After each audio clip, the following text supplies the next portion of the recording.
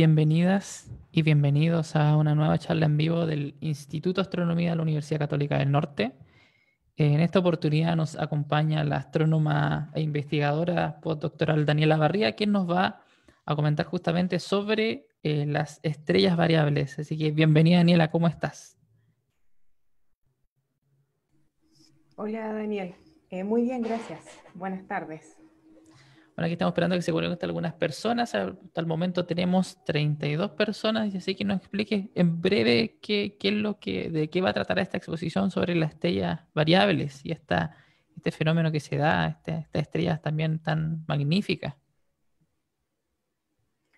Sí, bueno, es una charla que, como lo mencionaba en el título, vamos a hablar un poco acerca de las estrellas no tan constantes, llamémoslo así, como por ejemplo nuestra estrella, el Sol, que se comporta relativamente estable a lo largo del tiempo. Hay otras estrellas, y vamos a aprender hoy día, que no se comportan de esta manera y que de hecho podemos tener variaciones de su Ujú. brillo o su luminosidad en periodos de tiempo que nosotros podemos observar y que también podemos medir. Entonces, tenemos una cantidad considerable y grupos diferentes de estrellas que en astronomía les llamamos o las conocemos como estrellas variables. Lo primero que vamos a ver en la charla un poco es a qué nos referimos en astronomía cuando hablamos de una estrella variable o de una estrella ordinaria o una estrella común.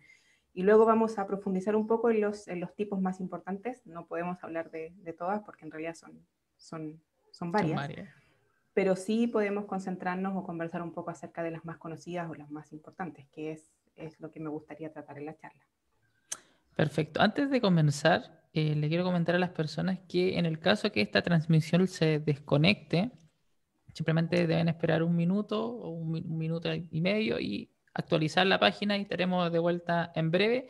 Y ya a partir de ahora pueden hacer todas las consultas y comentarios que deseen, y al final de la charla se las haremos a la astrónoma Daniela Barría para que las pueda contestar. Desde ahora ya la charla es absolutamente tuya, Daniela, ya puedes compartir pantalla y comenzar ya con la presentación. Ok, perfecto. Entonces, gracias. Lo primero que vamos a hacer es compartir la pantalla para que eh, las personas que están conectadas puedan, por supuesto, tener acceso a la charla. Entonces voy a mover esto un poco más allá y vamos a... Ups. Ok, para comenzar, entonces, espero que puedan escucharme bien.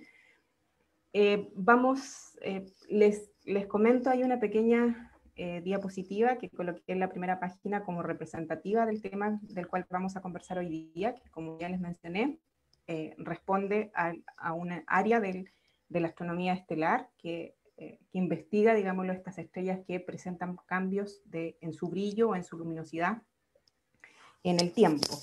Entonces, no sé si se pueden dar cuenta a partir de la presentación, pero la imagen que ustedes están viendo ahí es una imagen que fue compuesta luego de tomar varias imágenes durante una noche, y es una imagen que muestra una agrupación de estrellas. No, espero que puedan ver mi mouse, pero hay una concentración más alta de estrellas aquí en la parte derecha, abajo, mientras que hay otras estrellas un poco más dispersas. Pero si observan un poquitito en detalle esta imagen, se van a dar cuenta de que hay unas estrellas que parecen como estas luces de Navidad, que están literalmente aumentando y decreciendo en brillo a lo largo de lo que va pasando el tiempo.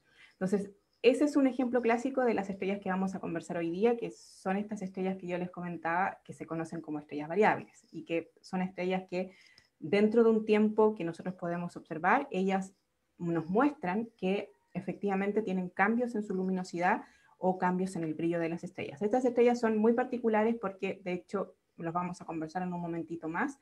Son estrellas que se conocen como RR Lyra y que viven justamente en estas conglomeraciones o cúmulos globulares que le llamamos nosotros, que son conglomeraciones altas de estrellas, ¿ya? Bueno, primero, para comenzar un poco, tenemos que interiorizarnos en primero conocer qué es una estrella, al menos desde un punto de vista bastante general y en astronomía, bueno, una estrella no es nada más que una concentración de gas que está a muy, muy alta temperatura. Las estrellas cuando nacen están formadas básicamente por hidrógeno, y en el núcleo este gas ya está fusionando este hidrógeno y transformándolo en helio. Es la fuente de energía que nosotros observamos en las estrellas, y de hecho forma parte de ella también el calorcito que ustedes sienten o que podemos sentir, por ejemplo, desde el Sol. Este gas a muy alta temperatura es lo que nosotros conocemos en física como un estado de plasma. Las estrellas mantienen una forma esférica, ¿ya? Entonces uno se pregunta ahora, bueno, ¿qué es lo que hace que las estrellas mantengan esta forma esférica como nosotros las observamos? Y eso se debe básicamente a que la mayoría de las estrellas que nosotros conocemos se encuentran en un estado que en física se conoce como un estado de equilibrio, en el cual ahora tenemos dos fuerzas que están permanentemente balanceadas o permanentemente, digámoslo así, peleando entre ellas dentro de la estrella. Una es la fuerza de gravedad, que como sabemos es directamente o depende, digámoslo, de la masa que tiene el objeto, y lo que hace es una fuerza que trata de alguna forma de comprimir esta estrella, de concentrar toda su materia en un único punto. Y por otro lado tenemos una fuerza que se encarga de balancear esta fuerza de gravedad, y lo que hace es generar una presión hacia afuera en la estrella, que es la que conocemos como la presión por radiación. Entonces, una estrella mantiene su forma debido a que estas dos fuerzas están todo el tiempo balanceándose o en equilibrio entre ellas. ¿Por qué les hablo de estas fuerzas? Porque vamos a ver que cuando ocurre algún desbalance en que o la presión por radiación se vuelve más intensa o la fuerza de gravedad se vuelve más intensa y ocurre este desequilibrio, entonces una estrella puede pasar a lo que nosotros conocemos como una fase de estrella variable, ¿ya?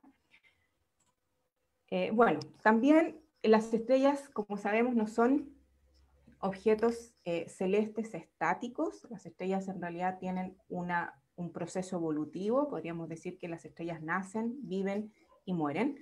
Y este proceso evolutivo depende mucho de la masa inicial con la que haya nacido una estrella. Las estrellas nacen a partir de nubes moleculares de gas y de polvo que existen en el espacio.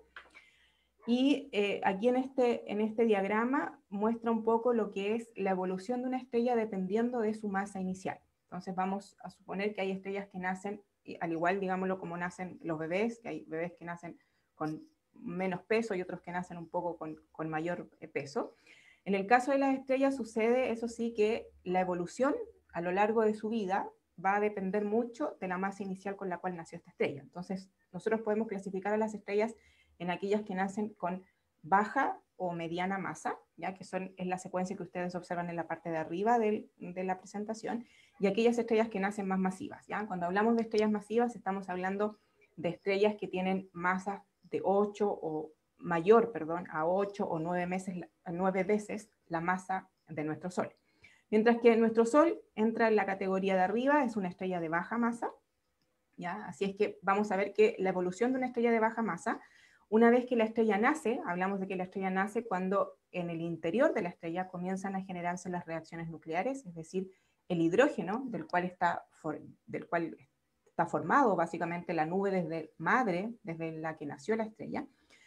Este hidrógeno comienza a fusionarse en el núcleo de la estrella comienza a generar energía y se va a mantener, digámoslo, en una fase que nosotros conocemos como de secuencia principal, donde va a comenzar paulatinamente a quemar el hidrógeno que tiene disponible en el núcleo. La siguiente etapa en la vida de una estrella como la de nosotros, como el Sol, o las de masa menores a 8 veces la masa del Sol, es que en algún momento en el núcleo el hidrógeno, que era este combustible que mantiene a la estrella, se va a acabar, ¿ya? Lo que va a suceder a continuación es que la estrella va ahora a intentar o comienza a generar procesos de fusión nuclear, pero en zonas más externas del núcleo, y la estrella sufre un cambio en su estructura, y de hecho se extiende y baja su temperatura y se transforma en una estrella que nosotros conocemos como una gigante roja, ¿ya?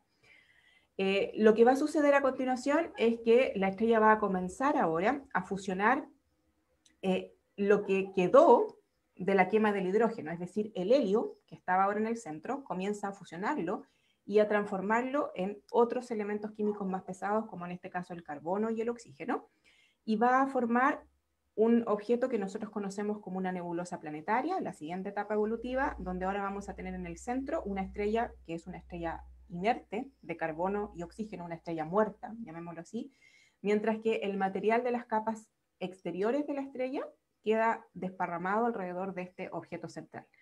La siguiente etapa de esto es que estas capas externas o este material que fue expelido en las etapas anteriores de la vida de la estrella comienza a difuminarse en el espacio interestelar hasta que finalmente la estrella termina su vida como una estrella muerta, que es lo que nosotros llamamos una enana blanca. Eso sucede en el caso de la evolución de las estrellas menos masivas. Con las estrellas más masivas, la historia es un poquito diferente, y esta estrella ya nació, digámoslo, grande, con mucha masa.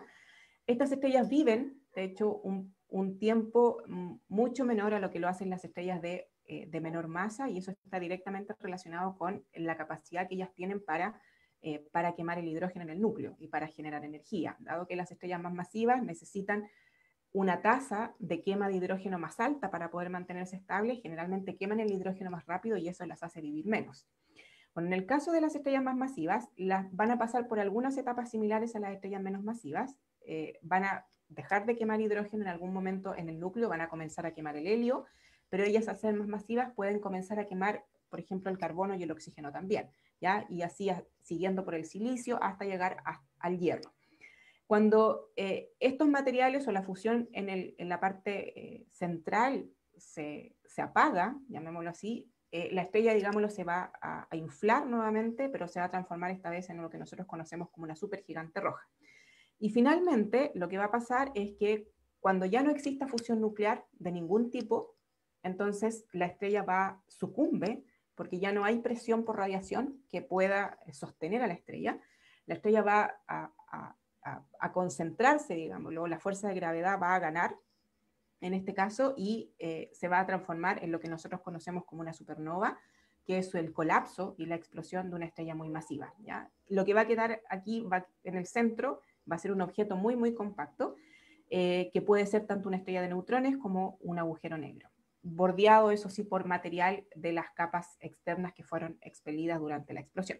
Entonces, ¿por qué les estoy mencionando esto de las etapas en la vida de una estrella? Porque vamos a ver que muchas, técnicamente o estrictamente hablando, todas las estrellas son de alguna forma estrellas variables, ¿ya? Dado que a lo largo de su vida están cambiando tanto su estructura como su brillo. No es el mismo brillo el que emite una estrella que está en la secuencia principal con una enana blanca, por ejemplo, ni tampoco lo es una estrella de secuencia principal muy masiva con lo que es una supernova.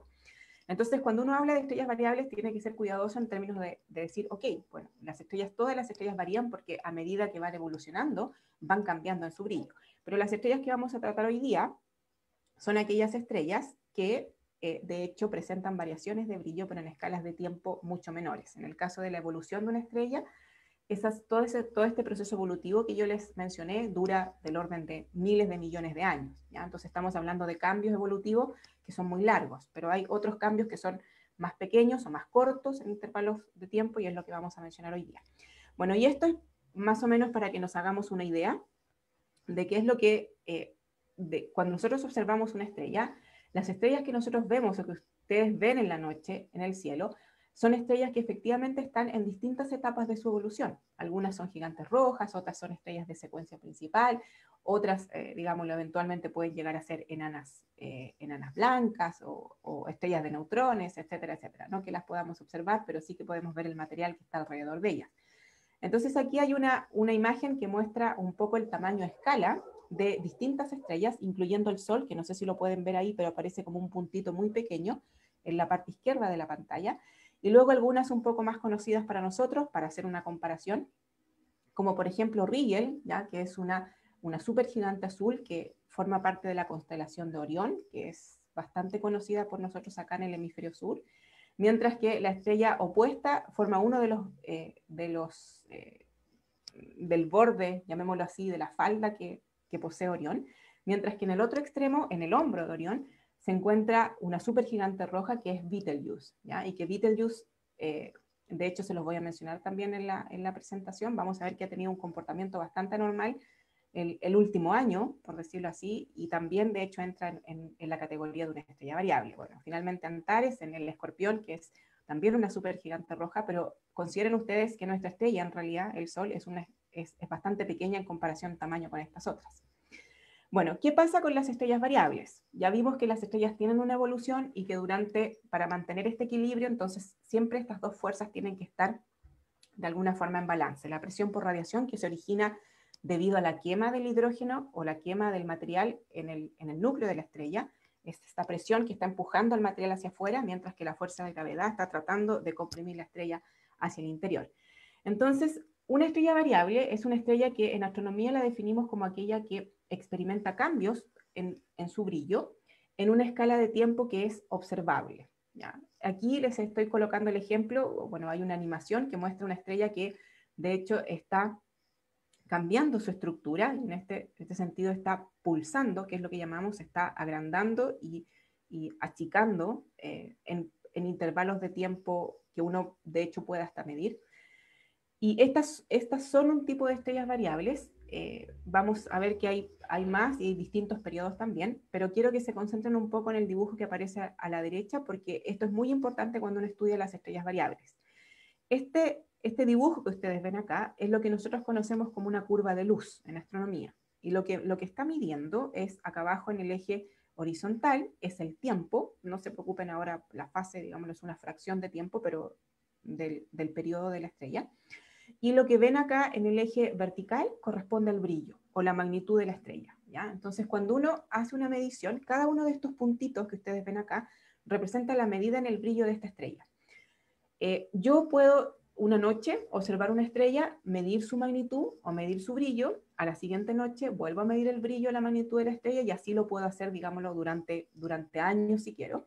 Y en el caso de las estrellas pulsantes como esta, cuando yo ahora uno todos estos puntos, me voy a encontrar con una figura como la que ustedes ven acá, ¿ya? Y esta figura me está diciendo que la estrella durante un cierto tiempo mantuvo una magnitud o un brillo relativamente constante, pero en cierto instante su brillo comenzó a bajar, para luego experimentar un incremento relativamente grande en su brillo y luego comenzar un declive relativamente lento, ¿ya? Las estrellas variables tienen estas curvas de luz distintas, dependiendo, y eso es lo que vamos a ver, dependiendo del tipo de variabilidad del cual yo esté hablando, ¿ya?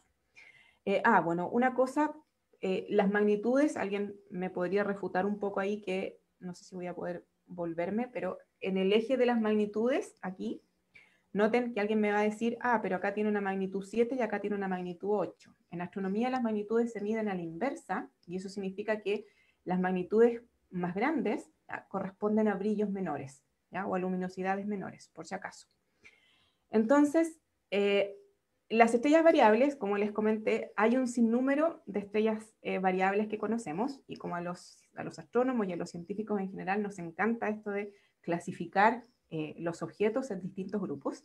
Entonces, les hice aquí un diagrama más o menos de las estrellas variables más conocidas y en qué grupo o a qué grupo pertenece cada una de ellas. A grandes rasgos, las estrellas variables en astronomía las clasificamos en las que son variables intrínsecas y aquellas que se conocen como variables extrínsecas. Las variables intrínsecas son aquellas estrellas que deben su variación en brillo a procesos físicos que están ocurriendo realmente en la estrella, como por ejemplo las pulsantes, que yo les mencioné hace un momentito atrás. En este caso, la estrella verdaderamente está cambiando su estructura, ¿ya?, y está, digámoslo, agrandándose y contrayéndose en un periodo de tiempo debido a procesos físicos que están realmente ocurriendo en el interior de la estrella. En el caso de las variables extrínsecas, son aquellas que nosotros observamos que existe un cambio en el brillo o en la luminosidad de la estrella, pero este cambio no se debe a un cambio en las propiedades físicas de la estrella en sí misma, sino más bien está relacionado con efectos de geometría o de proyección.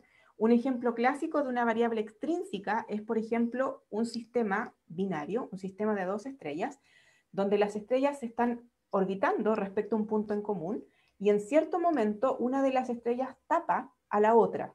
¿Ya? En ese caso lo que observamos es que el brillo del sistema decrece. Esas estrellas o estos sistemas de estrellas también se conocen como estrellas variables en astronomía, pero ahora no les está pasando nada a las estrellas en sí, sino es un efecto netamente de proyección desde nuestro punto de vista, que nosotros observamos que el brillo del sistema está cambiando. Entonces, entre las variables intrínsecas, que son aquellas que experimentan cambios reales, cambios físicos reales en su estructura, están aquellas que nosotros conocemos como las variables pulsantes, que como el nombre lo dice, son estas estrellas que están pulsando. Hay varios ejemplos de ellas, por supuesto, ya les comenté, no vamos a hablar de todas, porque en realidad son bastantes más grupos y nos demoraríamos mucho tiempo. Están también las variables eruptivas, dentro de las variables intrínsecas. Las variables eruptivas son aquellas estrellas que experimentan cambios en su brillo, debido en este caso a llamaradas o a grandes cantidades de material que son expulsados desde las capas más externas de la estrella, y que en el caso de las estrellas frías, muchas veces este material, bastante caliente también, al salir expelido, al generar esta erupción, entonces emite, y nosotros observamos ahora que existe un cambio en el brillo de la estrella, ¿ya? Ese es un caso de las eruptivas. Vamos a ver que hay otro caso también que corresponde a sistemas de 2 estrellas, que son las novas, y también lo vamos a estudiar un poquitito más adelante. Bueno, en el caso de las variables extrínsecas, están aquellas que ya les comenté, que son las eclipsantes, donde una estrella cruza por delante de la otra, y eso altera el brillo del sistema. Y existen también aquellas que nosotros conocemos como las variables rotadoras. Son estrellas que su superficie no tiene una distribución homogénea de temperatura, es decir, hay zonas, manchas en la superficie de la estrella que tienen distinta temperatura, y como las estrellas rotan, entonces en ciertos momentos nosotros podemos comenzar a observar los sectores de estas manchas, y el brillo de la estrella decrece, básicamente porque ahora tenemos zonas más frías que están siendo expuestas hacia nuestro punto de vista. Bueno, voy a comentarles un poco acerca, o vamos a comenzar un poco a ver lo que son las variables pulsantes, pero antes de eso, como les comenté, y que a los astrónomos nos encanta clasificar las cosas, entonces aquí hay un esquema de más o menos cuáles son los distintos tipos de variables intrínsecas que nosotros observamos. Este es un esquema en el cual se está mostrando la temperatura en el eje horizontal, y estoy mostrando el brillo o la magnitud en el eje vertical. Hay una línea que ustedes observan acá que es continua y negra, y aparece ahí este círculo que observan ahí, es la posición del Sol. Bueno, esta línea es lo que nosotros en astronomía conocemos como la línea de secuencia principal. Es decir, todas aquellas estrellas que viven sobre esta línea son aquellas estrellas que están básicamente quemando hidrógeno en su núcleo, ¿ya? Hay estrellas menos masivas que el Sol y menos luminosas que están por acá, pero que están quemando hidrógeno en su núcleo, y otras estrellas, digámoslo, más luminosas y más masivas que están en el extremo izquierdo superior de esta secuencia principal. Bueno, escapándonos un poco de la secuencia principal, ahora aparece toda esta población de estrellas variables. Hay estrellas, digámoslo, ojo, porque muchas de estas etapas son, valga la redundancia, etapas en las cuales cruzan las estrellas a lo largo de su vida, ¿ya? Aquí solamente les estoy mostrando la parte en la cual las estrellas están quemando hidrógeno, pero una vez que una estrella deja de quemar hidrógeno, entonces en este diagrama se mueve y puede llegar a cruzar, por ejemplo, por el sector de las RR Lyrae, y va a comenzar a pulsar y se va a transformar en lo que nosotros observamos como una estrella variable hoy en día. Ahora sí, entonces vamos a comenzar un poco a hablar de las pulsantes. Entonces, las pulsantes, como ya los vimos, son estas estrellas que pulsan y que por supuesto están cambiando su brillo en el tiempo. Tienen curvas de luz más o menos como las que vemos aquí abajo, donde hay efectivamente un periodo, generalmente es muy rápido, de un par de días, horas en algunos casos, en los cuales la estrella incrementa su brillo, llega hasta un máximo, y luego comienza a decrecer paulatinamente hasta que el ciclo, y comienza a repetirse el ciclo, y la estrella nuevamente vuelve a aumentar su brillo y vuelve después a decrecer. Bueno, en el caso de las variables pulsantes, y se llaman así pulsantes porque este ciclo se repite una y otra vez, y por lo general tiene un periodo hablamos en astronomía cuando es un intervalo de tiempo. En este caso, por ejemplo, medimos el intervalo de tiempo que hay entre el máximo de brillo y el siguiente máximo del brillo, y a ese intervalo de tiempo le conocemos como periodo en astronomía. Cuando hablemos, hay estrellas que pulsan en periodos, por ejemplo, de 5 días, de 2 días, de 10 días o de 100 días, o algunas incluso tienen pulsaciones con periodos aún más largos, ¿ya? Del orden de miles de días. En el caso de las estrellas pulsantes, lo que sucede con la estrella, y ustedes pueden ver aquí que hay un cambio de color, es que una vez cuando la estrella se expande, el gas ahora por ende se enfría, ¿ya? Y eso hace que veamos una estrella, de hecho, el cambio en su brillo está directamente relacionado con el cambio en la temperatura que está sufriendo las capas externas de la estrella. Entonces, una vez que la estrella se expande, el gas se vuelve más frío y nosotros por ende la observamos menos luminosa. Cuando la estrella se contrae ahora, y por eso se ve más roja cuando está expandida, una vez que la estrella se contrae, entonces aumenta la temperatura ahora y eso hace que la veamos de hecho más luminosa y genera básicamente esta variación periódica en el brillo de la estrella. En los periodos de pulsación, generalmente en este tipo de variables, dependen mucho de la densidad de la estrella, ¿ya? Y de hecho son inversamente proporcionales a la densidad. ¿Qué significa esto? Que aquellas estrellas que son más densas, ¿ya? Van a tender a tener, en este caso, periodos más pequeños, ¿ya? Es una cantidad inversamente proporcional a la otra. Un ejemplo de variables pulsantes bastante famosas son aquellas que se conocen como las variables cefeidas. Las variables cefeidas son estrellas que nosotros conocemos de población joven. ¿Qué significa esto en astronomía? Hay estrellas que llamamos de población joven y de población vieja. El Sol, por ejemplo, es una estrella de población joven. ¿Qué significa esto? Que la galaxia ha estado formando estrellas, ¿ya? Pero esta formación de estrellas comenzó en algún momento cuando la galaxia se estaba formando y continuó posteriormente en el tiempo. Las estrellas que primero nacieron son estrellas que nosotros llamamos de población más vieja, ¿ya? Y tienen características distintas a las estrellas que nacieron después, que son aquellas estrellas que nosotros le llamamos estrellas de población más joven o estrellas de población 1. En el caso de las variables cefeidas, las variables cefeidas son efectivamente estrellas de población joven, como lo es también nuestro Sol. Lo que sí son estrellas supergigantes, ya que nacieron con mucha masa y por ende son también muy, muy luminosas, ¿ya? Tienen temperaturas en su superficie que van más o menos entre los 6.000 a los 10.000 grados. Consideren que el Sol tiene su temperatura superficial también es cercana a los 6.000 Kelvin. Y tienen periodos de variación en los cuales están pulsando que van desde los 1 día hasta los 50 días. Dado que son estrellas muy luminosas y muy masivas, entonces tienen una característica muy importante, que es el hecho que las podemos observar también, incluso en otras galaxias cercanas, ¿ya? Esto hace que hemos detectado cefeidas, por ejemplo, en las nubes de Magallanes o incluso en Andrómeda. Pero la gran importancia que tienen estas cefeidas es que tienen un periodo de pulsación tremendamente regular, ¿ya? Es decir, las observamos, digamos, a lo largo de muchos años y nos damos cuenta de que el periodo se mantiene relativamente constante a medida que yo la voy observando. ¿Por qué es importante esto? Básicamente porque esta periodicidad de las cefeidas nos permite a nosotros conocer cuál es la distancia a la cual se encuentran. Y este fue un descubrimiento tremendo que hizo una astrónoma a principios de 1900. Una astrónoma, la menciono porque es una de las primeras mujeres astrónomas, digámoslo, con resultados significantes en la parte de astronomía.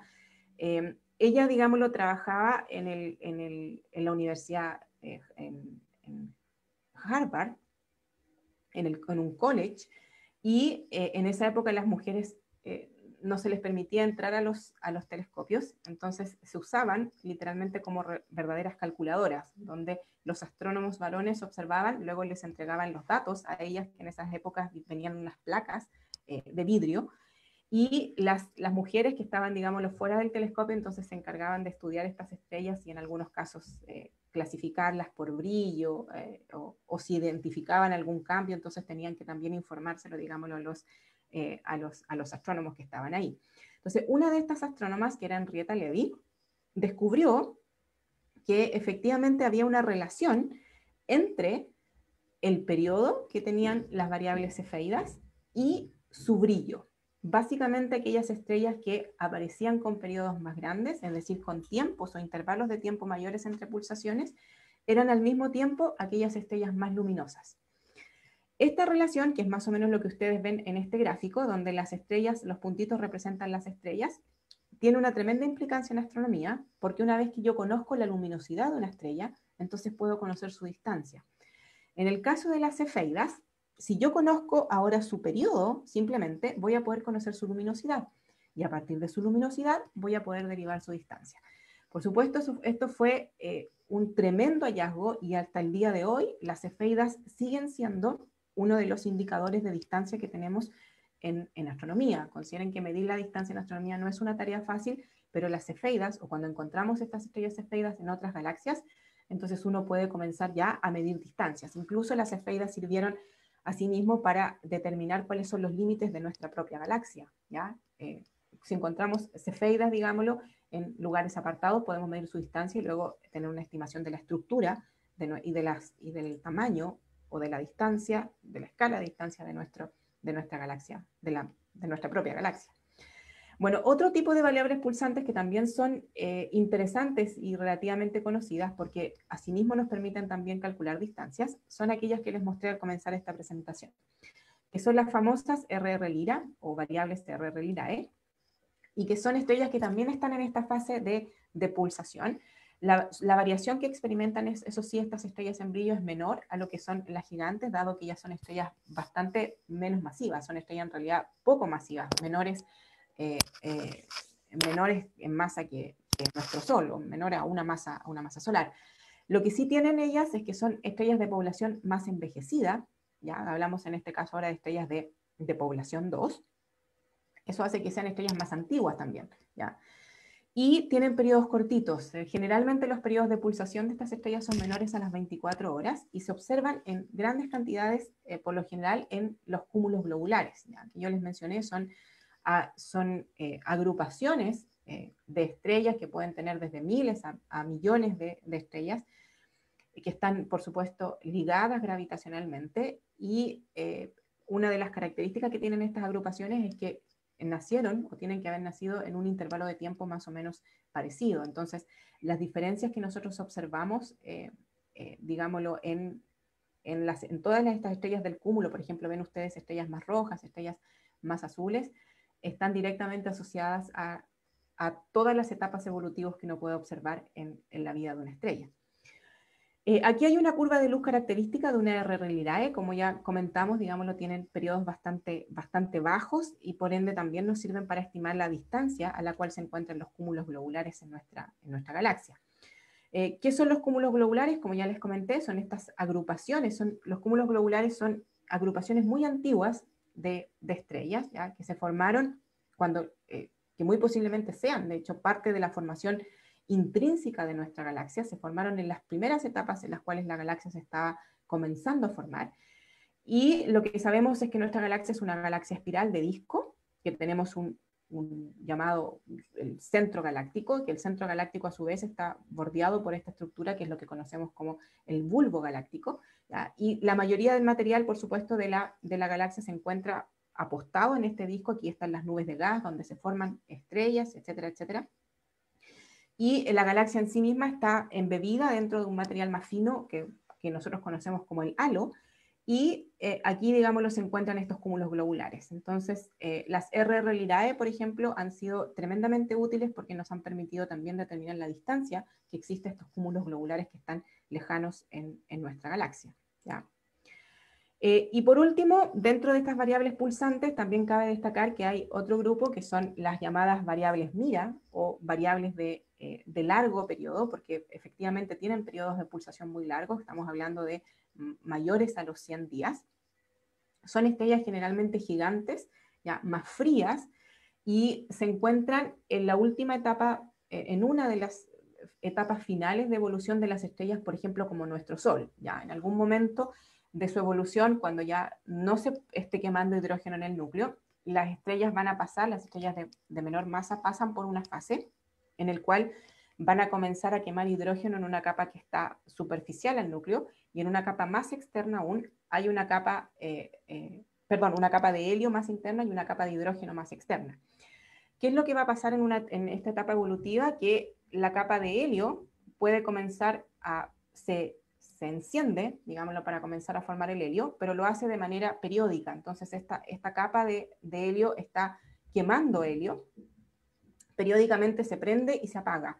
Y esto genera, digámoslo, unas pulsaciones en el interior de la estrella que nosotros podemos observar como estas variables Mira o variables de largo periodo. Son estrellas frías, eso sí, ya como ya están en las últimas etapas de evolución, ya no hay toda una fuente de energía poderosa que pueda, por supuesto, mantener el gas con una temperatura más considerable. Solamente hay pequeñas capas en las cuales se están quemando algunos elementos químicos. El prototipo de esta estrella de las variables Mira es, de hecho, la que se conoce como la estrella Mira A, que está les muestro acá, digámoslo, que está en la constelación de la ballena, y es una estrella que nosotros llamamos de asintótica, que ya está, como les comenté, en las últimas etapas de su vida. Tiene un periodo de pulsación de 330 días, y noten ustedes que su magnitud varía entre 2 y 12, ¿ya? Ojo, porque 2 es el máximo brillo y 2 es el mínimo. Consideren que una variación de 5 magnitudes significa, digámoslo, que la estrella cambia su brillo 100 veces. ¿Ya? Así que estamos hablando de cambios relativamente drásticos en lo que es el brillo de una estrella. Bueno, en el caso de la estrella Mira, en realidad no es una estrella aislada, sino que está en un sistema binario. Acá aparece la variable Mira junto con su compañera en el visible. Y aquí aparece nuevamente la misma estrella Mira, que es esta variable pulsante, pero la estamos observando con dos lentes distintos, y llamémoslo así en astronomía. Una es en un cierto rango de luz, y otro es en el rango visible en este caso, y el otro es en el rango ultravioleta. Y noten que no aparece como una estrella esférica, de hecho aparece bastante deformada. Las capas externas de esta estrella están bastante deformadas, y esta es porque las estrellas, cuando pasan por esta fase asintótica, experimentan pérdida de material a través de un viento estelar, ¿ya? Y lo que observamos acá como estas inhomogeneidades o esta falta de simetría en la estrella es básicamente debido a esta pérdida de material que está sufriendo la estrella. Más aún en el caso de la imagen que se tiene en el ultravioleta, se observa como este gancho que aparece, digámoslo, en la imagen, y que posiblemente sea parte del material que está siendo expelido desde la estrella y que se modifica un poco, se altera debido a la atracción gravitacional de la compañera, de la estrella compañera que tiene en este caso la variable Mira.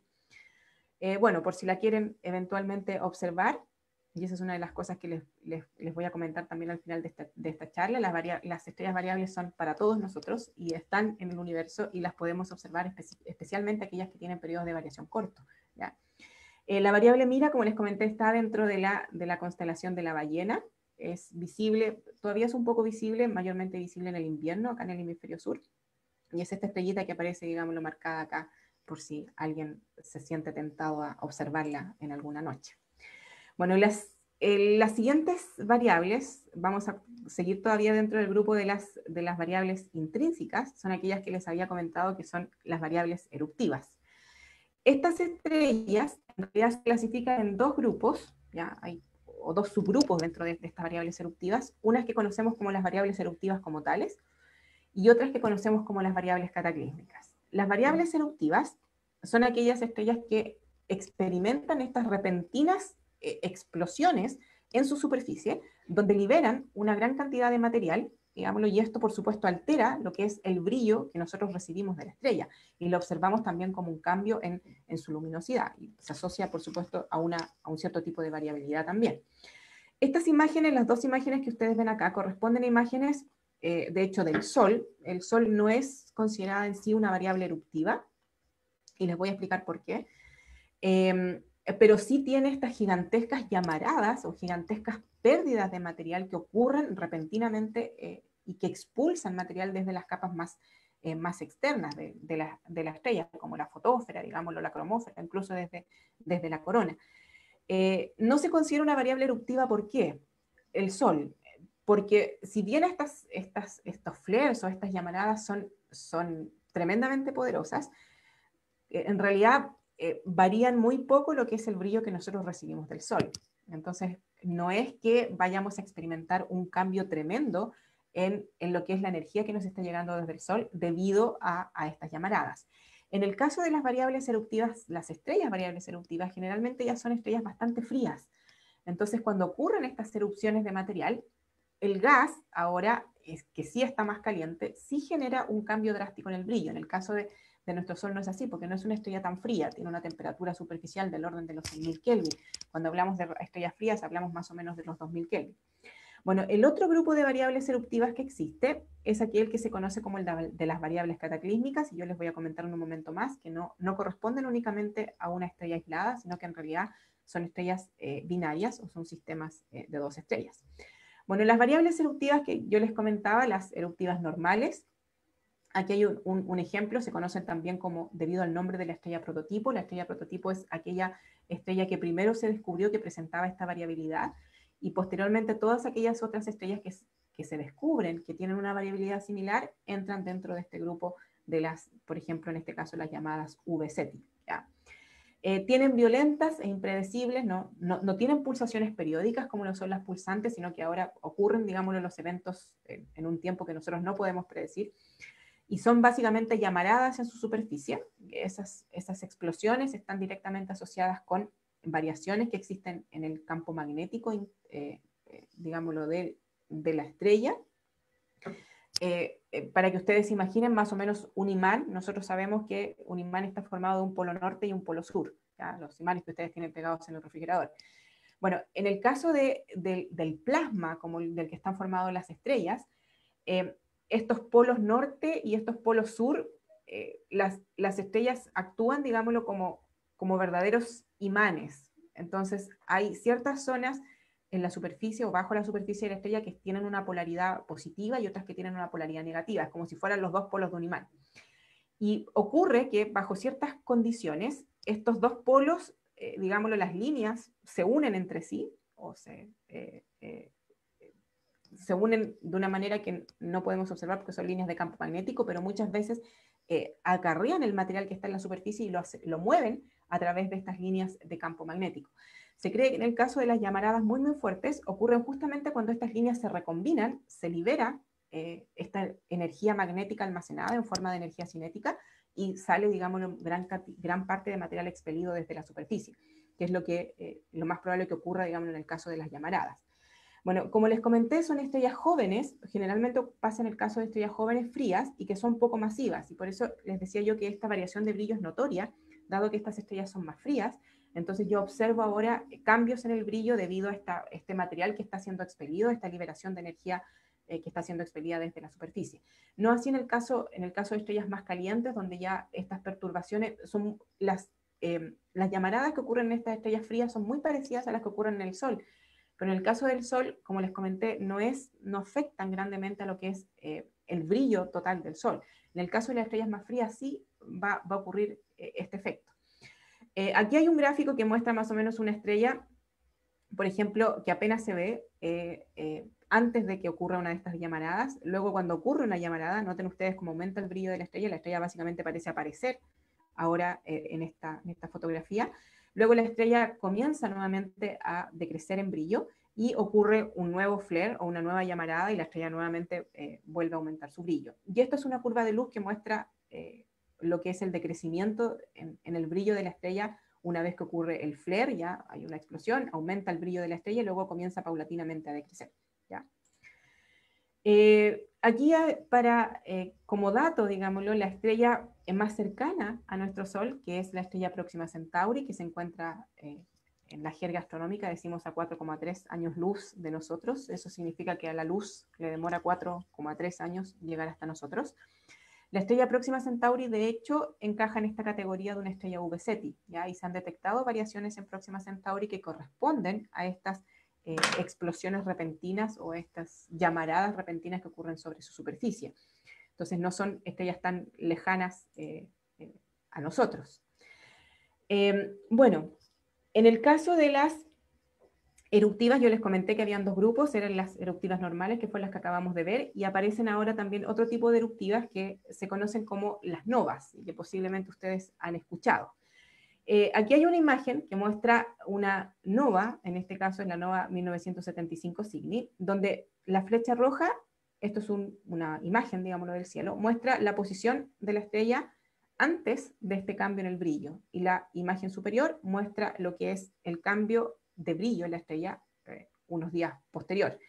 Bueno, por supuesto que el cambio es tremendamente notorio y parece ser de una magnitud considerable, y lo es en el caso de las novas. De hecho, las novas experimentan variaciones muy grandes en su brillo, que pueden ir desde las 7 hasta las 16 magnitudes, es decir, una estrella puede, digámoslo, incrementar su brillo en más allá de, fácilmente más allá de 10 magnitudes durante una de estas erupciones de novas.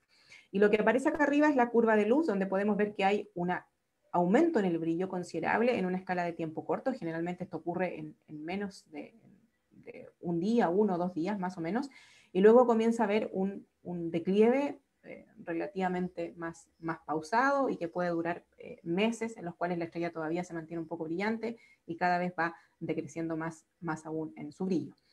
Bueno, hay novas que se conocen como novas recurrentes, y son aquellas novas en las cuales vemos un aumento considerable de su brillo, pasa un tiempo, y luego la estrella vuelve a aumentar su brillo, luego esperamos un tiempo y vuelve a aumentar su brillo. Pero hay otras novas en las cuales se ha detectado una única de estas erupciones y no hemos observado absolutamente nada más a lo largo del tiempo, ¿ya? Estas novas en las cuales se observa únicamente una sola erupción son aquellas novas que nosotros conocemos como novas ordinarias, y las novas que se repiten en el tiempo se conocen como novas recurrentes. Bueno, la pregunta es, ¿qué es lo que pasa? ¿Qué es lo que está pasando aquí? ¿O a qué se debe este aumento tan drástico en el brillo de la estrella? Entonces, en el caso de las novas en realidad no son estrellas aisladas, sino que son sistemas binarios, son sistemas compuestos por dos estrellas relativamente cercanas entre sí, ¿ya? Son efectivamente binarias que nosotros llamamos binarias cercanas. ¿Qué es lo que sucede? Las estrellas pueden estar lo suficientemente separadas para que cada una de ellas evolucione de manera independiente, pase por una fase de gigante roja, luego por una fase de planetaria, hasta que al final muere como una enana blanca. Pero existen algunos casos en los cuales las estrellas pueden estar lo suficientemente cerca para que las estrellas de alguna forma alteren su evolución debido a las perturbaciones gravitacionales que está ejerciendo la compañera. Y este es uno de estos casos. En el caso de las novas, lo que sabemos actualmente es que están compuestos de una estrella normal, una estrella de secuencia principal, si ustedes quieren, y su compañera es una estrella ya muerta, es en este caso una enana blanca. Lo que sucede aquí es que debido a que las estrellas están tan próximas entre sí, la enana blanca en este caso está como robando material, o existe una transferencia de material desde una de las estrellas hacia la otra, ¿ya? Esta transferencia de material, este material que está siendo recopilado desde la estrella normal, es generalmente muy rico en hidrógeno. Y este material está cayendo hacia una estrella que ya está muerta, entre comillas, que tiene muy poco hidrógeno, que es un núcleo de carbono y oxígeno, y este material rejuvenecido, comienza a llegar hasta la superficie de la estrella. Generalmente hay un disco alrededor de la enana blanca, el material que viene desde la estrella impacta sobre el disco, como se ve acá en el dibujo, y luego va a terminar a la superficie de la enana blanca. Bueno, ¿qué es lo que sucede? Que cuando este material nuevo y rejuvenecido comienza a llegar a la enana blanca, se acumula en la parte más externa, hasta que llega a un punto crítico en el cual esa cantidad de hidrógeno que es nuevo puede ahora iniciar reacciones nucleares. Y las reacciones nucleares se inician básicamente con una gigantesca erupción que literalmente expele todo este material hacia afuera, incluso en algunos casos hasta el mismo disco que se había formado. Y eso es lo que conocemos actualmente de lo que son las novas. Aquí hay un video que explica más o menos lo que ocurre con este fenómeno. Entonces tenemos la estrella normal, que está transfiriendo material hacia el disco de la enana blanca. Ese material posteriormente se acumula en la superficie de la estrella y luego, digámoslo, termina iniciando una fusión nuclear en la superficie que expele, digámoslo, gran parte del material que había en el disco. En el caso de las novas recurrentes, este proceso se repite, dado que la otra estrella sigue transfiriendo material a la enana blanca y en un ciclo en el cual nuevamente el material vuelve a acumularse rico en hidrógeno, vuelve a acumularse en la superficie de la enana blanca, se inicia esta erupción, se expele gran parte de este material, incluyendo el disco, y luego el ciclo se repite y la transferencia de masa continúa. Entonces, lo que observamos en las novas son generalmente estos shells, que le llamamos, o arcos, que corresponden a sucesivas, en el caso de las novas recurrentes, a sucesivas erupciones que ha pasado, o por los cuales ha pasado la nova, ¿ya? Otro tipo de variables eruptivas, que son ya uno de los fenómenos más energéticos que conocemos en el universo, son las que se conocen como las supernovas, ¿ya? Que tienen un proceso distinto a lo que son las novas que ya habíamos hablado anteriormente. En el caso de las supernovas, el ejemplo más conocido de supernova es el que comentamos al principio, que es básicamente la muerte de una estrella muy, muy masiva, cuando la estrella ya no puede quemar el hierro que está en el núcleo, entonces ya no existe fusión nuclear. Y si no existe fusión nuclear, básicamente no existe presión que pueda balancear o que pueda contrarrestar a la fuerza de gravedad que está tratando de contraer la estrella. Entonces, en las últimas etapas de vida de una estrella muy masiva, ya no se genera, ya no existe fusión nuclear en el núcleo, y esto hace que la estrella, por supuesto, va a llegar a un punto en el cual dice, ok, ya no existe presión hacia afuera, y la estrella literalmente colapsa sobre sí misma, ¿ya?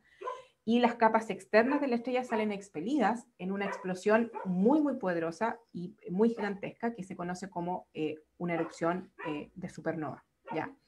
Esto ocurre en el caso de las estrellas muy masivas. Estrellas como el Sol, por ejemplo, no van a terminar su vida como una supernova, lo vamos a hacer como una enana blanca, como lo vimos al principio también de la presentación.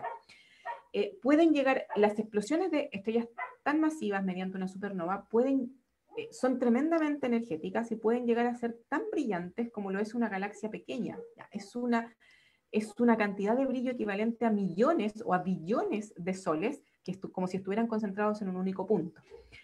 Son tremendamente importantes desde el punto de vista de enriquecimiento de elementos químicos, porque durante la explosión de la supernova se generan elementos químicos más pesados que el hierro. Estamos hablando del oro, por ejemplo. Son elementos que se formaron o que tienen que haberse formado durante las explosiones de supernova. El oro que encontramos aquí en la Tierra no fue producido, digámoslo, en nuestro planeta, sino que proviene de la erupción de una supernova que contaminó de alguna forma la nube desde la cual nació el Sol. Las capas externas, durante esta explosión violenta, las capas externas, por supuesto, de la estrella salen expulsadas con unas velocidades gigantescas de miles de kilómetros por segundo.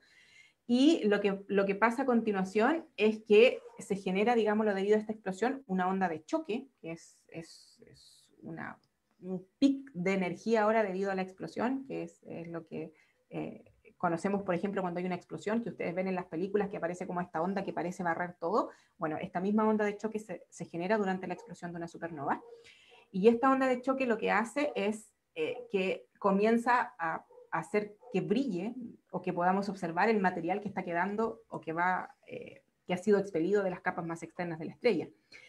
Entonces, en el caso de las supernovas, nosotros tenemos registros históricos de 6 supernovas que han explotado en nuestra galaxia. Voy a mostrarle algunos ejemplos de ellas, pero una de los que yo les comenté es que son eventos tan poderosos y tan energéticos que también podemos observarlos en otras galaxias. En el caso, aquí por ejemplo aparece una imagen, noten dónde está la flecha blanca, hay una explosión de supernova que ocurrió en la galaxia M101, y noten ahora la intensidad, digámoslo, esto parece más allá de una estrella. Ya, por supuesto, es un evento que genera una cantidad de energía tremenda alrededor, más o menos en un radio de unos 50 años luz, más o menos por ahí.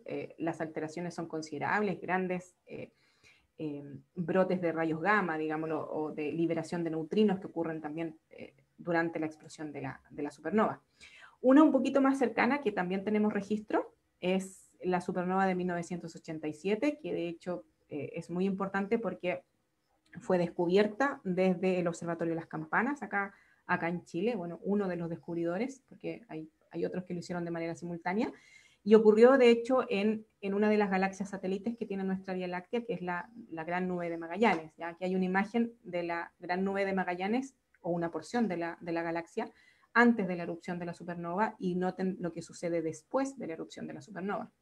Bueno, más interesante aún es lo que ha pasado en estos 30 años, porque observaciones posteriores de la supernova muestran qué es lo que está sucediendo ahora. ¿Ya? Todavía, por supuesto, la estrella central está un poco embebida en el polvo o en el gas, digamos, lo que quedó de la explosión, pero noten ustedes que se comienza a aparecer como un anillo, digámoslo, y este anillo se está expandiendo en el tiempo. ¿Ya? Y aquí tenemos una imagen desde 1994 hasta el 2016 que muestra lo que quedó de esta erupción de supernova. Esto es lo que nosotros conocemos como un remanente de una supernova. ¿Ya?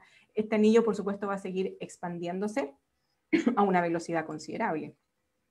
Bueno, otras supernovas que de las cuales tenemos registro que también han ocurrido en nuestra galaxia. Es una muy famosa, que es la que se conoce como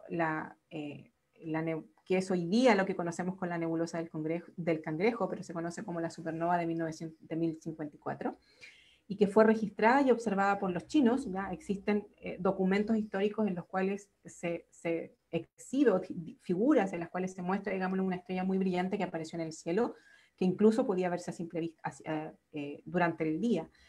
Esta fue la supernova de 1054, y lo que observamos hoy en día ya es esta imagen que ustedes ven acá a la derecha. ¿Ya? La estrella en el centro, de hecho efectivamente hay una estrella de neutrones, en este caso un pulsar, una estrella de neutrones que está girando muy muy rápido, y lo que queda acá es el remanente de lo que en alguna vez fueron las capas más externas de la estrella que explotó. Bueno, otra también supernova en nuestra galaxia es la supernova observada por Tycho Brahe, o que, perdón, se conoce como la supernova de Tycho, que fue registrada en el año 1572. Aquí hay un dibujo, de hecho, del propio astrónomo Tycho Brahe, donde la estrella que aparece acá con una I más brillante corresponde a la supernova, ¿ya? Lo que observamos hoy día es este plato de espagueti que ustedes ven acá, más o menos. Ya observamos, digámoslo, todo el material que quedó, que salió expelido de las capas más externas de la estrella, ya mucho gas ionizado también, que es lo que ustedes ven acá en azul, hidrógeno generalmente.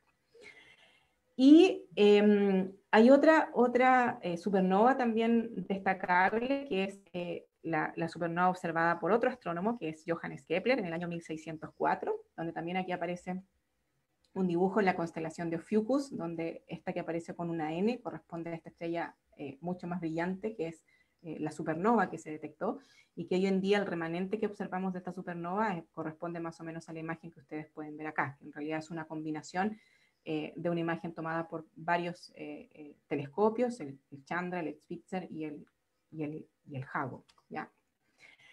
Y aquí también les quería comentar un poco lo que les había mencionado, que Betelgeuse, para que ustedes conozcan, aquí están las famosas Tres Marías, que las conocemos acá en Chile, y esta constelación pertenecen las Tres Marías a lo que conocemos como la constelación de Orión.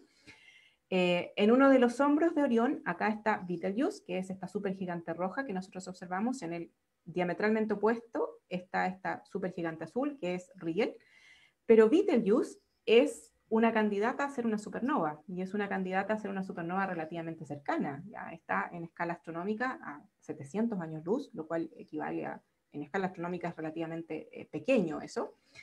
Y Betelgeuse durante finales del año pasado, del 2019, experimentó, digámoslo, un cambio drástico en su brillo. Estamos hablando del orden de una magnitud, donde se observó literalmente que pasó de una magnitud 0,5 a una magnitud 1,5 en alrededor de unos 3 meses. Entonces, por supuesto, la comunidad astronómica empezó a ponerse un poco nerviosa, pensando que efectivamente Betelgeuse estaba experimentando algún cambio profundo en su estructura y que podía ser antesala a que iba a explotar como supernova. Hubo muchos llamados, digámoslo, incluso en la prensa. Esta es una curva de luz histórica de Betelgeuse que muestra que efectivamente Betelgeuse no es para nada estable, ¿ya? Y se ha mantenido variando durante los últimos años. Sin embargo, este cambio que se observó a finales del año pasado es uno de los cambios más profundos que se ha observado, ¿ya? Un cambio, el mínimo ha llegado, digamos, la estrella a su mínimo en brillo.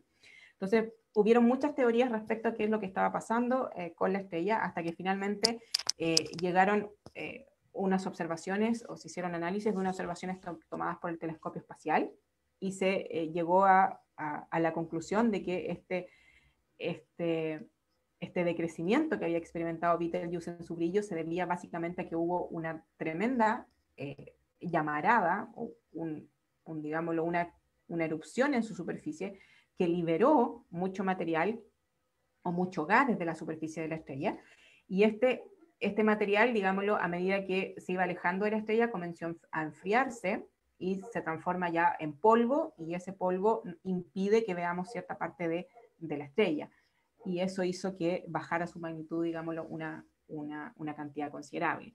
Betelgeuse en algún momento va a explotar, literalmente como una supernova, pero eso puede ocurrir, digámoslo, en 1000 años más o puede ocurrir en 10 millones de años más. Eso no lo sabemos, ¿ya? Lo que sí puso en alerta a varios astrónomos durante finales del año pasado y principios de este año, pensando que a lo mejor algo estaba pasando, digámoslo, con Betelgeuse, y podíamos haber tenido la suerte de observar una supernova. Bueno, me voy a apurar un poquito en virtud del tiempo, y vamos a hablar un poco acerca de las variables extrínsecas, que ya les comenté, son estas estrellas que experimentan ahora cambios en su brillo, pero no debido a un cambio intrínseco en sus propiedades físicas, sino que se debe generalmente a un efecto de geometría. Y las primeras que aparecen aquí, por supuesto, son los sistemas binarios, ¿ya?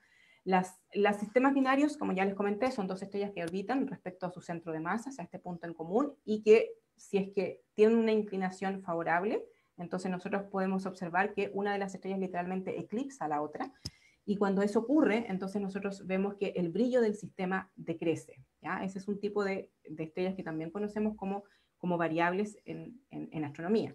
En el caso de las binarias eclipsantes, estas pueden también venir en tres escenarios posibles. Una es la que conocemos como las binarias separadas, en los cuales las estrellas están tan separadas que no se perturban una a la otra, mantienen, digámoslo, su movimiento de rotación respecto al centro de masas y evolucionan cada una por su lado. Pero si observamos estas curvas de luz donde el brillo decrece cuando una de las estrellas tapa a la otra, ¿ya? Y hay un mínimo primario y un mínimo secundario. Noten que hay un mínimo que es más mínimo, ¿ya? Y eso es cuando básicamente se está ocultando a la estrella que es menos brillante, mientras que cuando se oculta la estrella que es más brillante, en este caso la más pequeña, entonces observamos, digámoslo, un mínimo que nosotros llamamos el mínimo secundario. Aquí hay alguna recopilación de imágenes de algunos sistemas binarios observables, es muy demostrativo, creo yo, el que aparece acá a la izquierda, donde se observa efectivamente cómo ambas estrellas están rotando, ¿ya? Y más aún se observa cómo se mueven un poco más rápido cuando están más cerca del centro de masa, y luego, digamos, se alejan. Y estas son otras secuencias de estrellas donde también podemos ver cómo las estrellas se están moviendo, ¿ya? Porque básicamente siguen orbitando una a la otra.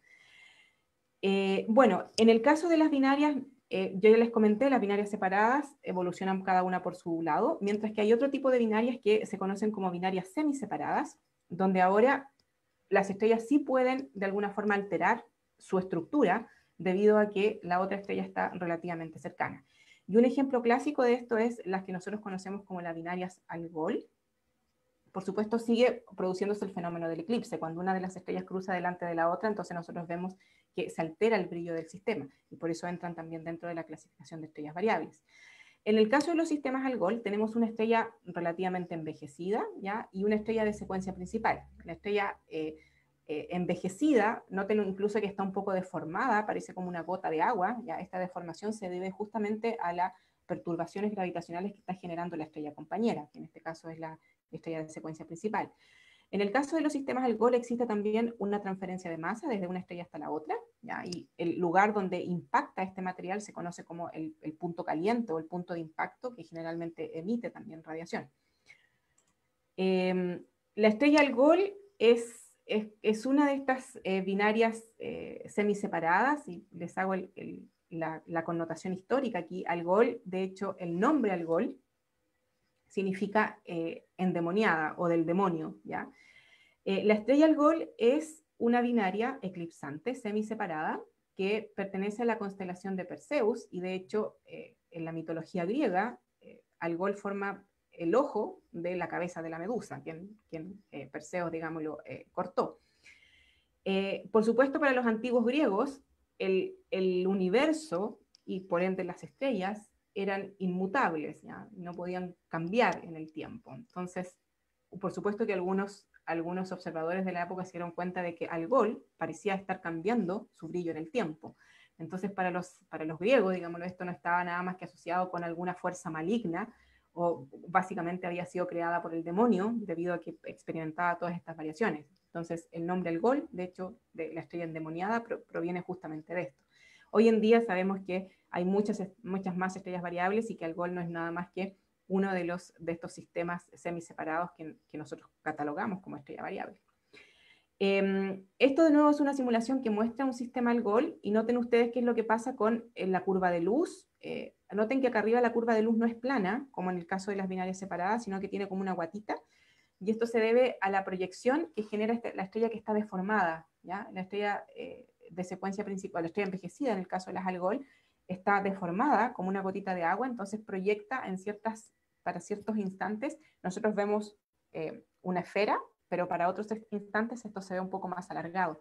Entonces esto genera este efecto como de guatita que ocurre, digámoslo, en la parte más alta de la curva de luz, o del máximo de brillo del sistema. Bueno, por último, existen otras binarias que se conocen como las binarias en contacto. En este caso, las estrellas ahora están pero tan próximas entre sí, que literalmente están compartiendo sus atmósferas, ¿ya? Y en el caso de estas binarias, cuando por supuesto están rotando, por un efecto de proyección, nosotros vemos más o menos zonas del sistema, y esto hace que observemos una estrella que también está variando en el tiempo, pero no es nada más que un objeto o es producto, digámoslo, de esta proyección. Y por último, con las extrínsecas, y con eso ya terminamos, las extrínsecas, como ya vimos, digámoslo, sus variaciones en brillo responden a efectos más de proyección, que en realidad a cambios físicos reales que están ocurriendo en las estrellas. Hay un tipo de estrellas que tienen, y hemos detectado que hay ciertas zonas en su superficie, como manchas estelares, bastante extensas, ¿ya? Y que en algunos casos pueden ocupar gran parte de la superficie visible de la estrella. Y con las estrellas, de hecho, también sabemos que todas las estrellas rotan, y este efecto, estas zonas más de manchas estelares que corresponden a zonas de menor temperatura, entonces hacen que yo observe muchas veces que a medida que la estrella está rotando, entonces aparece esta mancha que me decrece el brillo, y luego cuando la mancha desaparece, a medida que la estrella sigue rotando, entonces yo observo que el brillo del sistema aumenta, ¿ya? Y en este caso, esto es muy similar a lo que ocurre si una estrella tuviese un planeta orbitando, digámoslo, alrededor de ella, y en ciertas fases el planeta se colocara, digámoslo, enfrente respecto a nuestra línea de vista, y ocultara un poco el brillo de la estrella. El fenómeno, en términos de lo que observamos de la curva de luz, es muy parecido. Las manchas estelares también las observamos en el Sol, ¿ya? La mayoría de ellas tienen un tamaño más o menos del tamaño de la Tierra o Júpiter, por ahí. Pero sí lo que se ha detectado es que hay estrellas que pueden tener manchas solares que ocupan una región considerable, un tercio o incluso más de la superficie total de la estrella. Y esto, por supuesto, como un efecto, a medida que la estrella rota, nosotros vamos viendo cuando la mancha solar aparece, entonces ahora baja el brillo de la estrella, y luego una vez que la mancha se va, entonces observamos que el brillo de la estrella se incrementa, y también se consideran, por supuesto, como estrellas variables. Bueno, y para terminar con esta presentación, les hago una sugerencia, por si acaso alguno de ustedes se siente interesado a estudiar un poco más de las estrellas variables. En el caso de las estrellas variables, yo digo, estas estrellas son para todos, ¿ya? Y de hecho, gran parte de lo que nosotros conocemos hoy en día de las estrellas variables, y muchos de los descubrimientos de estrellas variables, están asociados no a astrónomos profesionales, ¿ya? Sino a lo que nosotros conocemos como los astrónomos amateurs o astrónomos aficionados. Son básicamente personas que, no teniendo una formación como astrónomos, poseen, por ejemplo, un telescopio en su casa con alguna instrumentación relativamente buena, y hacen observaciones de ciertas estrellas durante la noche, ¿ya?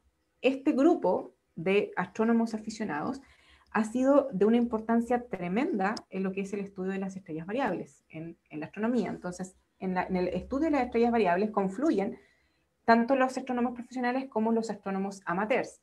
Los astrónomos amateurs tienen la siguiente ventaja. Nosotros, los astrónomos profesionales, si nosotros queremos hacer una observación en un telescopio grande, nosotros no podemos pasarnos 5 noches observando con el telescopio. Generalmente lo que tenemos es un tiempo muy limitado para poder hacer observaciones. Eso corresponde a una parte de la noche, un par de horas de la noche, o incluso menos, ¿ya? Y eso lo podemos observar una noche, y luego tenemos que esperar otras 6 meses para hacer nuestra siguiente observación. Los astrónomos aficionados tienen la tremenda ventaja de que ellos son los dueños de sus telescopios, entonces ellos pueden estar permanentemente haciendo observaciones de las estrellas variables a lo largo del año. Y esto permite que ellos puedan muchas veces crear curvas de luz de un tiempo considerable, donde uno puede comenzar a observar fácilmente las variaciones de las estrellas, cosas que no podemos hacer los astrónomos profesionales porque no nos prestan un telescopio por 6 meses, digámoslo, para estar haciendo observaciones de las estrellas variables. Entonces existe una organización que es la organización americana, digámoslo, de observadores de estrellas variables, que es la ADCO. Bueno, si alguien siente un poco más de interés, ahí está la página web, por si lo quieren visitar, está en inglés, eso sí. Y ya les comentaba que estos registros históricos, esta asociación se formó en 1911, y desde entonces, por supuesto, estos astrónomos aficionados están desparramados a lo largo de todo el planeta, y ellos van recopilando la información noche a noche, y por supuesto son capaces de generar curvas de luz tan exquisitas o tan ricas, digámoslo, como esta curva de luz que ustedes ven aquí, que es para ZCAM, ¿ya? Es una variable cataclísmica que tiene unos periodos que no sabemos por qué, está variando constantemente, pero en algunos instantes es como si se le pusiera un pause al sistema y mantienen por una fracción de tiempo considerable un brillo constante y luego vuelven a variar, ¿ya? Y estos, miren acá en el año 1966, el pause, digamos, lo duró bastante, ¿ya? Varios años. No sabemos por qué ocurre este fenómeno, pero estas curvas así únicamente son posibles de crear por los astrónomos aficionados. Otra estrella variable, por ejemplo, que tiene un periodo de cobertura desde el año 1900 hasta el 2010, hay observaciones, ¿ya? Y Chi-Cygne también, que lo pueden ver acá, digámoslo, con sus variaciones en un periodo que también es superior a los 100 años. Insisto, esto es únicamente posible debido a los astrónomos aficionados. Entonces, ellos forman un pilar fundamental de lo que es el estudio de las estrellas variables. Así es que difícilmente las personas que cuando hemos estudiado estrellas variables hemos muchas veces tenido que recurrir a la información que nos pueden entregar estos astrónomos aficionados. Bueno, con eso quiero cerrar la presentación. Espero que les haya gustado, y si alguien tiene alguna pregunta, por favor, por supuesto, me la pueden hacer. Muchas gracias, Daniela, por esta charla. Aquí tenemos algunas preguntas que han ido surgiendo a lo largo de toda la transmisión, y las voy a intentar ordenar entre algunas que son un poquito más específicas y otras que son más generales. Y una de ellas la hace Daisy Garrido y consulta si es cierto que la luz que nosotros observamos en las estrellas fueron emitidos hace mucho tiempo atrás. Sí, es efectivamente cierto, ¿ya? Y eso está directamente relacionado con la distancia a la que se encuentra el objeto en años luz. Entonces, un ejemplo práctico, que yo se los mencioné en la charla, por ejemplo, la estrella más próxima a nuestro Sol es Próxima Centauri. Próxima Centauri se encuentra a 4 años luz de nosotros. Eso significa que la luz, que es lo más rápido que conocemos, se demora 4 años en llegar desde Próxima Centauri hasta nosotros. Eso significa que si hoy en día algo le pasa a esa estrella, a Próxima Centauri, nosotros no nos vamos a enterar hasta que nos llegue la información.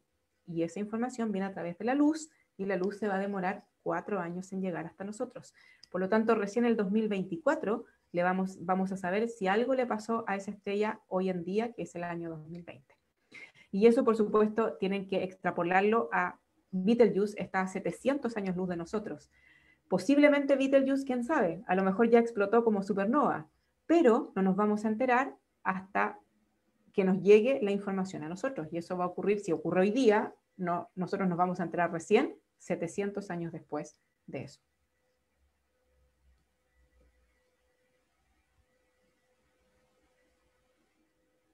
Ahora sí, no podía activar el micrófono. Otra de las consultas que nos hacen es respecto, me imagino que alguna de las estrellas que mostraste, es que ¿qué hay en el interior de una estrella y por qué el interior se ve oscura cuando aparece una mancha solar? Ya, el interior de una estrella es básicamente, como les comentaba yo, unas estrellas son esferas de gas, ya, a muy alta temperatura. La temperatura se incrementa, es más grande en la zona más interna de la estrella, que es donde se están generando los procesos de fusión nuclear. Estamos hablando de millones de grados en el núcleo de una estrella, que es donde se está quemando el hidrógeno y transformándose en helio. A medida que yo me voy extendiendo, me voy hacia más afuera, la temperatura ahora comienza a decrecer, sigue siendo por supuesto un gas a muy alta temperatura.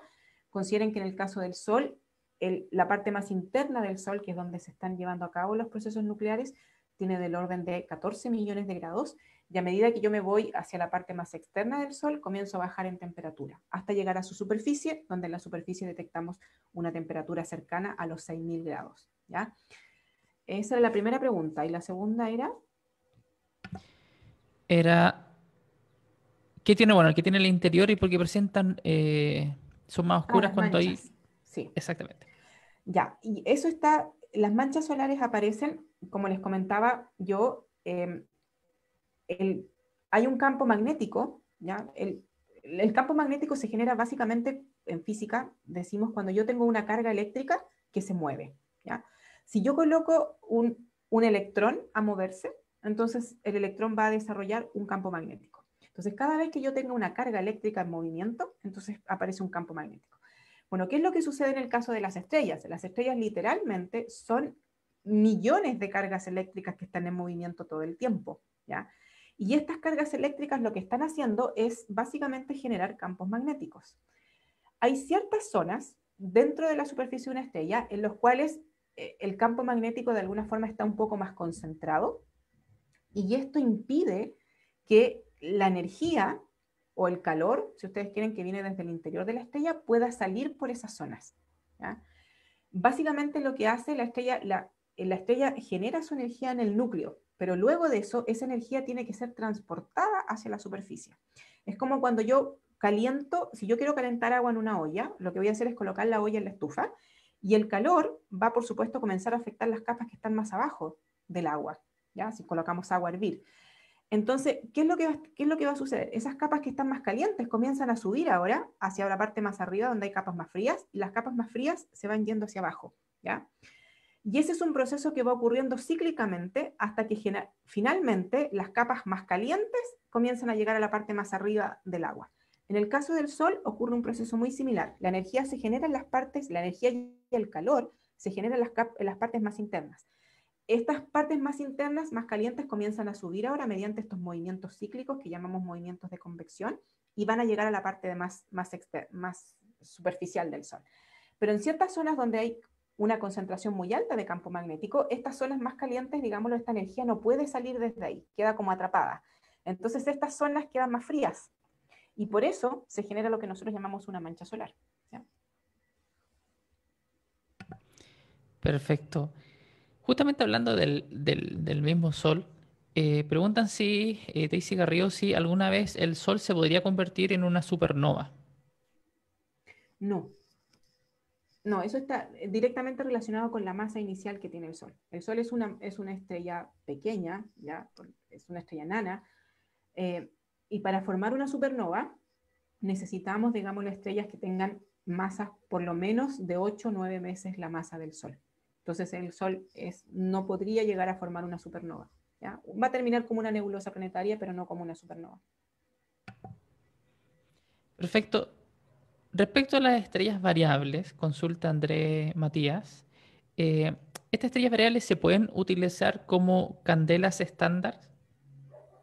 Sí, de hecho las que vimos, justamente las cefeidas y las RR Lyra, por ejemplo, que vimos, son standard candles, que le llamamos, que son indicadores de distancia, ¿ya? Básicamente, lo que vimos nosotros es que en el caso de las cefeidas, que fue el descubrimiento de Henrietta Levy, ella Ujú. dijo que el periodo de pulsación estaba relacionado con su luminosidad, y la luminosidad en astronomía nos conecta directamente con la distancia.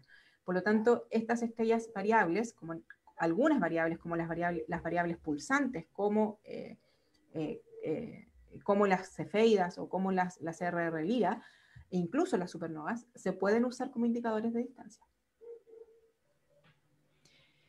Carlos Ríos, bueno, primero agradece esta charla y consulta si es necesario hacer correcciones relativistas con las estrellas binarias en algún régimen o si es suficiente con la dinámica newtoniana.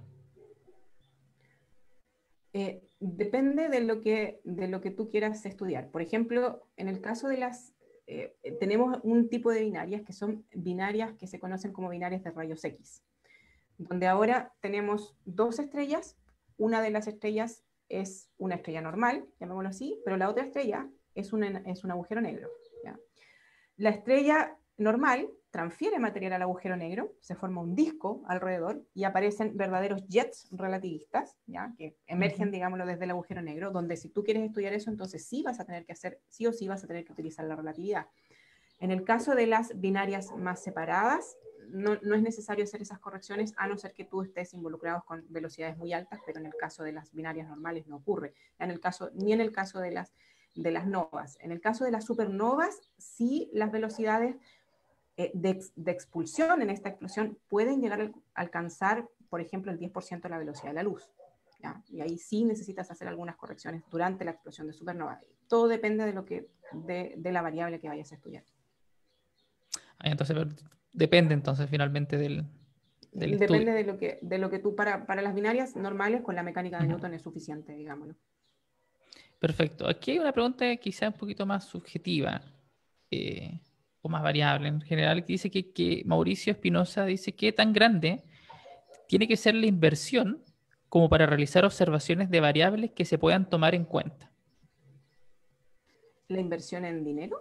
Supongo que a eso se Yo me refiere. imagino que sea inversión, me imagino que en dinero y quizás también en Instrumentaria. tiempo o en indumentaria. Yo creo que también, me imagino que si habla de inversión, me imagino que debe ser monetario. Sí. Por ejemplo, hay binarias que tienen periodos de variación de 2,5 días y que son relativamente brillantes. Entonces, la inversión que tú necesitas hacer es simplemente un telescopio, incluso hasta un binocular, que te permita básicamente ir observando el cambio en el brillo. Ahora, ¿cómo observas tú el cambio en el brillo de una estrella? No es que tú solamente observes la estrella, porque no vas a poder eh, cuantificar este brillo o el cambio. Entonces, lo que tú debes hacer es, con un telescopio sencillo, tú observas una región del cielo donde sabes, por ejemplo, que existe una variable, y tú puedes comparar qué es lo que pasa con la estrella variable con el resto de las estrellas que están alrededor. Y te vas a dar cuenta que cuando las comparas con el brillo de otra estrella que está alrededor, entonces tu estrella variable cambia. Y eso es lo que nosotros, así se mide, digamos, la variación en brillo. Necesito otra estrella de referencia que me permita a mí decir que está variado o no. La inversión, yo te digo, no es muy grande, si en realidad es algo que te motiva con un telescopio pequeño, no más allá de 10 centímetros, tú ya puedes hacer observaciones, digámoslo, que puedas incluso cooperar y observar, digamos, la variación en brillo día a día o noche a noche de cada una de estas estrellas. Perfecto. Bueno, esas son algunas de las preguntas, porque otra que quizás se encaban un poquito ya de la charla en sí, pero no sé si quizás puede ser tomada en cuenta esta consulta, es que tiene que ver con el centro de la galaxia, que consulta José Valenzuela cómo se explica la presencia de agujeros negros en los centros de la galaxia.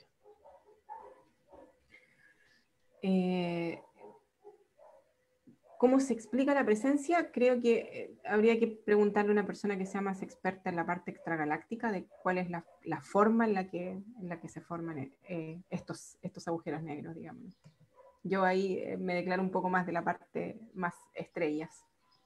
Claro, porque Puedo justamente era una explicar la pregunta que estaba ahí. formación, sí, puedo explicar la formación de un agujero negro estelar, pero los procesos de formación de los agujeros negros de las galaxias, creo que una persona que estudie eso es más probable que le pueda contestar esa pregunta. Perfecto. Bueno, para ir cerrando, vemos hartas personas conectadas que felicitan esta charla, que estuvo muy didáctica, que estuvo muy completa. Nos hablaron de muchas partes, incluso, por ejemplo, que hay una persona de Ghana y de distintas partes de Chile que estuvieron viendo la charla, y así que todas agradecidas y agradecidos por esta charla, y como siempre, un gusto contar con esta exposición, Daniela, y esperamos prontamente contar con otra charla en vivo que puedas dictar.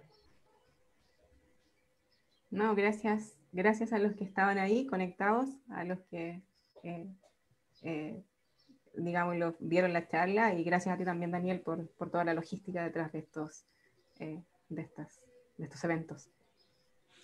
Esa es la idea. Bueno, dejamos a todas y a todos bienvenidas y invitados a las próximas charlas que estaremos realizando a través de nuestro Facebook, y que estén atentas y atentos a algunas actividades y sorpresas que podemos tener más adelante. Así que buenas tardes y buenas noches, dependiendo de en qué parte del mundo estén.